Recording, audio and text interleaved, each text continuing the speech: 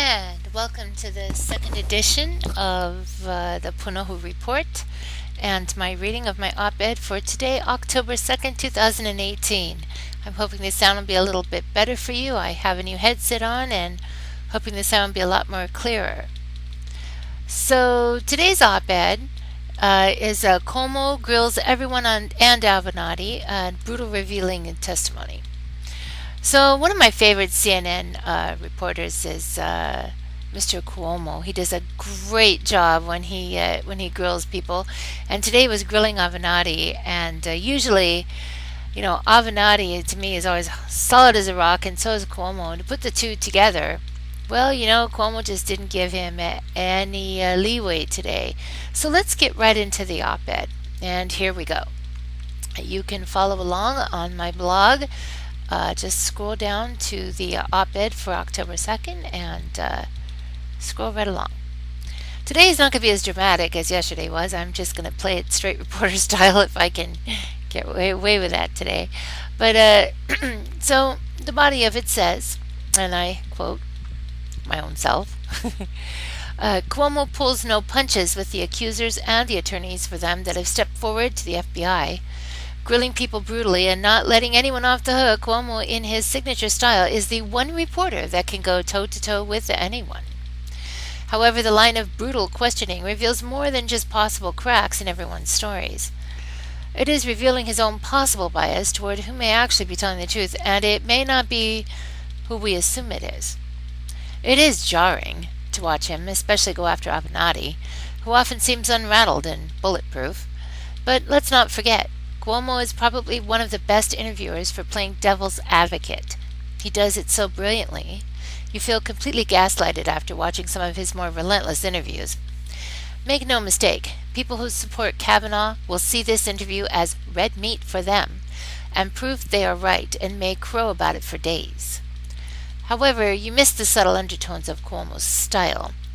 He may pass even Avenatti for the cool man's man demeanor that never crumbles under anyone, but he does it with a purpose. Cuomo wants to see who is airtight and solid in their assertions and to see all of the skeletons in anyone's closet. I wouldn't want to be in front of him, and that's not in the op-ed. I'm adding that in now. Cuomo wants to see who is airtight and solid, but his mission is about the truth. Brutal truth in all ways and all angles. He's looking for how solid testimony is under the smallest of microscopes. One cannot blame him because he makes up his mind kinda slowly. Like a tortoise crossing the finish line, he's going to be susceptible until it's irrefutable evidence in any instance.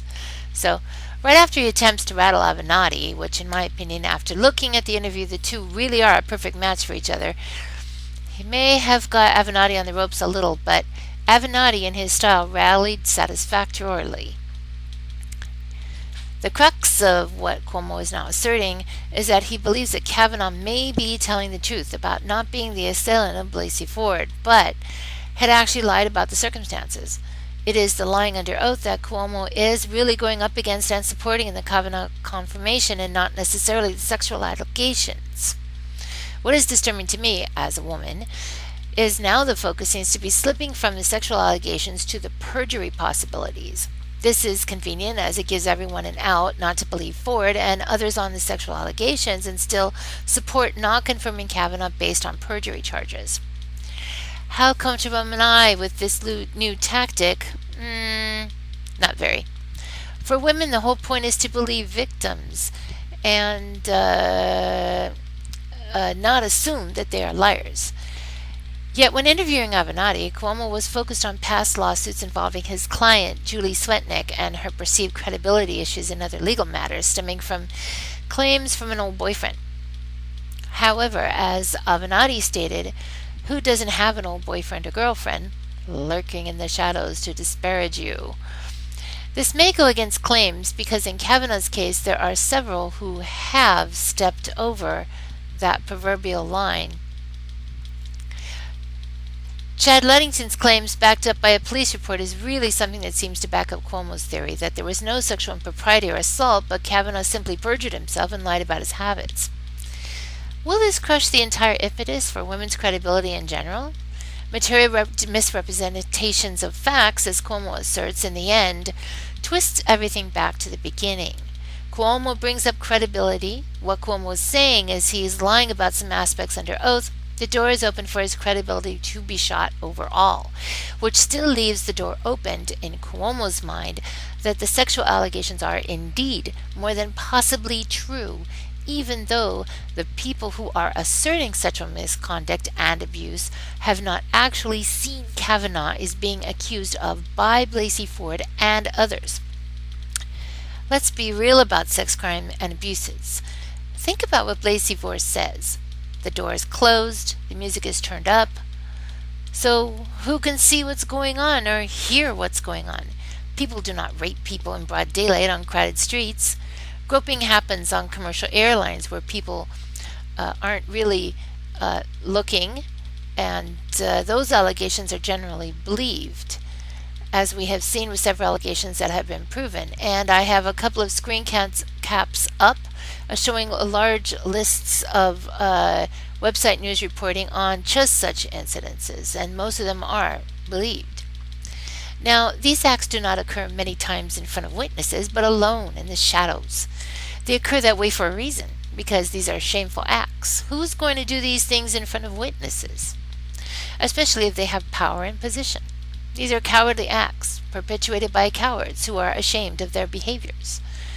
This is also a tactic to prevent anyone ever stepping forward. They rely on he said, she said scenario. They rely on their position in society, particularly in the case of power. We have no further to look than Stormy Daniels' scenario. No one believed her either, because she was an adult entertainment star and Trump is one of the most powerful men in the world. There were no witnesses in that room, just the two of them. Yet there were cracks, and it took Avenatti being tenacious enough to believe the client. Avenatti's record stands, in my opinion, but I completely admire and respect Cuomo for taking it there. This is necessary because the people on the other side aren't going to be half as nice or even close to fair as he's being. It would behoove everyone to thoroughly watch his video, take notes, and really use your head. Cuomo is in no way undermining the case against Kavanaugh, nor belittling the women who have stepped over. What he is doing is helping the case of the women who have stepped forward by solidifying the ground that they are standing on, by making the case that credibility is squarely in Kavanaugh's lap and not the accusers. That bolsters the accusers.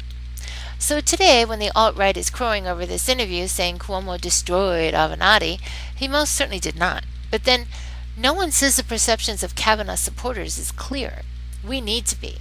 In order to do that, we need to be brutal about the evidence so far, which changes daily with more and more people stepping forward. For me, I tend to cling to a certain fact, because like Cuomo states, the blackout scenario is really not necessary to prove Blasey Ford wrong, since obviously he was not blacked out while he was attacking her. So a thinking person may ask, why are we concentrating on blacking out since he was awake during the attack?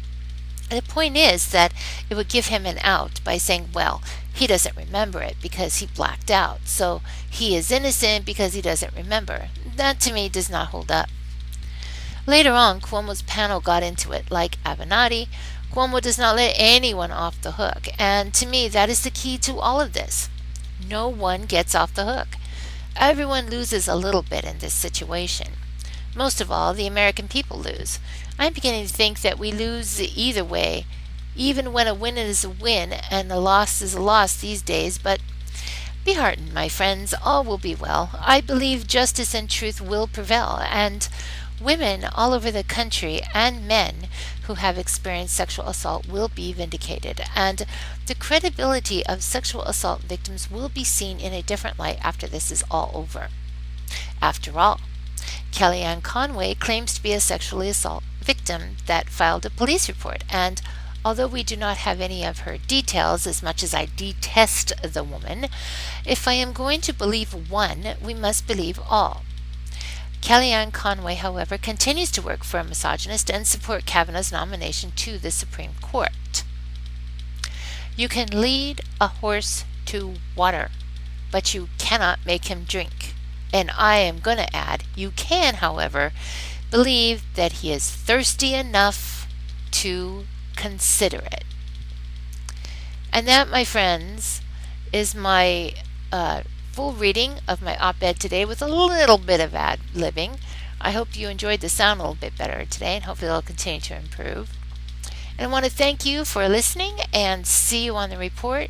You can click onto the website anytime. I update news throughout the day and do an op-ed every day, and I'm going to be doing a recording of my op-ed every day. So please like the video and please support the website. Have a great day, and we'll see you on the report.